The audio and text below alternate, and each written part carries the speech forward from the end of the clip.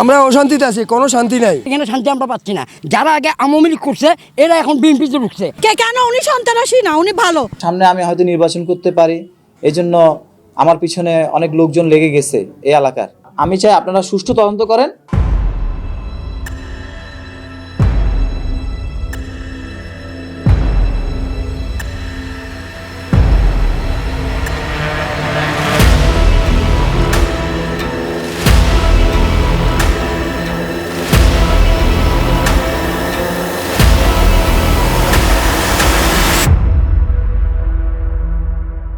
আমরা অশান্তিতে আছি, কোনো শান্তি নাই। জায়গা দখল করতে যারা আসছিল তারা মূলত কারা? দোকান নাম বিক্রি করছে ওরা আসে, বোকার নাম বিক্রি করছে ওরা, এখানে ছেলে ওয়ারলেসের নাম বলতে পারি না। আমরা হচ্ছে নিরহ মানুষ, আমরা এখানে বসবাস করার জন্য আমরা এখানে শান্তি মতন চাই, কিন্তু এখানে শান্তি আমরা পাচ্ছি না।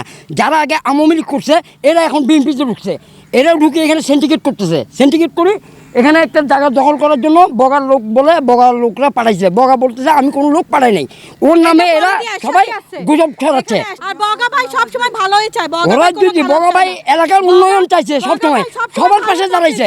কেন? উনি সন্ত্রাসী না, উনি ভালো। উনিকে আমরা ভালো দেখছি, ভালো বলি যাব। সন্ত্রাসী এখন কে করতেছে? যারা আওয়ামী লীগে ছিল তারা এখন আসে বলতেছে বিএনপি। বগার ভালো মানুষের নাম তো আসবে ভাই, এটা তো এন্ট্রি পার্টি থাকলে আসবেই, নাইলে কেন এখন নাম আসতেছে? ভালো মন্দ এগুলো যাচা করতে হবে প্রশাসন দিয়া, কোন ভালো কোন খারাপ এগুলো যাচা করতে হবে, এগুলো তদন্ত করতে হবে। খালি সব বগার দোষ দিলে হবে না। বলতে পারেন যে ওর থাকার কারণে অনেকেই তো আমরা শান্তিতে আছি। ওর সাথে সন্ত্রাসী কর্মকাণ্ড হওয়ার তো প্রশ্নই আসে না।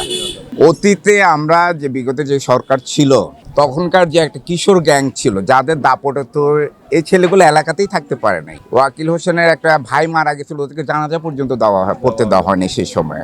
ওদেরকে মহল্লা মানুষ তো আগলাই রাখছে, কখনো রাজপথে উঠতেও পারে নাই। দেখেন যখন স্বৈরাচারী সরকার হাসিনা পদত্যাগ করলো, চলে গেল, চট্টগ্রামে একটা থানায় যেটা নিখুঁতভাবে কোনো স্পট পড়ে নেই, কারণ এই থানা আমাদেরই লাগবে। তো এই থানার জন্য এই ছেলেগুলোই কিন্তু আগাই গেছে, আমরা বড়রে যেতে পারি নাই।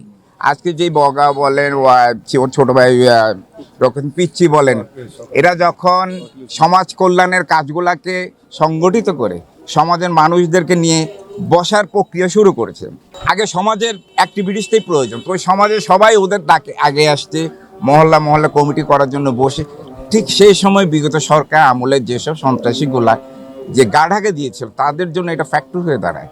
তো তারা একটা বিচ্ছিন্ন ঘটনা গতকাল ঘটিয়েছে সেগুনবাগান, যেখানে বিগত সরকার আমল ওই সন্ত্রাসীদের আধিপত্য ছিল, ওখানকার ঘাঁটি।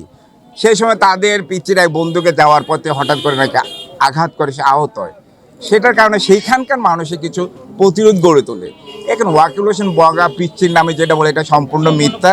আমরা এলাকার মানুষ অন্ততপক্ষে বলতে পারবো এই ছেলেদের দ্বারা আমাদের এলাকায় কোনো ক্ষতিগ্রস্ত নেই, বরং যে বিপদে ঝাঁপাই পড়ছে তার জ্বলন্ত প্রমাণ হচ্ছে খুলশী থানা। যারা এগুলো করতেছে এগুলো আসলে যে বিগত আওয়ামী লীগের যে দোসররা এখন তো রয়ে গেছে, আমরা সব প্রত্যেকেই জানি।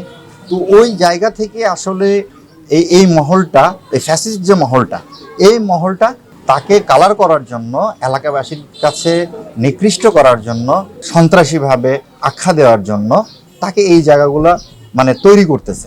আপনারা তদন্ত করে দেখেন যে আসলে বগা ভাইয়ের নেতৃত্বে এই ধরনের কোনো কিছু হয়েছে কিনা। বগা ভাই তো ওই ট্রেকিং এর মানুষ না, কিংবা ওই ধরনের মানুষ না। 6-7 তারিখের পর থেকে এই পর্যন্ত আকিল হোসেন বগা ভাই উনি ওনার জায়গা থেকে সর্বোচ্চ চেষ্টা করছে এলাকায় শৃঙ্খলা বজায় রাখার জন্য।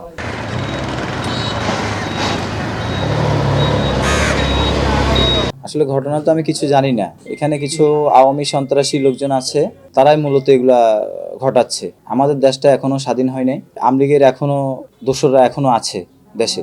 যাই হোক, এটা আমরা সুষ্ঠু তদন্ত করব, কারা আছে বা কারা নাই দেখব। তবে কিছু মহিলারা ওখানে হয়তো আমাদের গ্রুপের কথা বলতেছে, তো সেটাও আমরা তদন্ত করব যে আমাদের গ্রুপের কোনো লোকজন আছে কি না।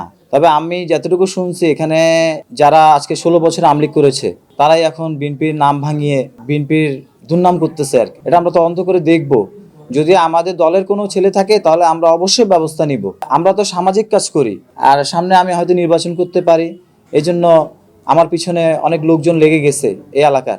মানে অনেকে চায় না যে আমি সামাজিক কাজ করি বা নির্বাচন করি, জনগণের পাশে থাকি, মানুষের পাশে থাকি, অনেকে চায় না। এই আওয়ামী লীগের কিছু লোকজনই এগুলা মূলত ঘটনাগুলো ঘটাচ্ছে, তারাই এগুলা সবকিছু করতেছে, সন্ত্রাসী কর্মকাণ্ড তারাই করতেছে।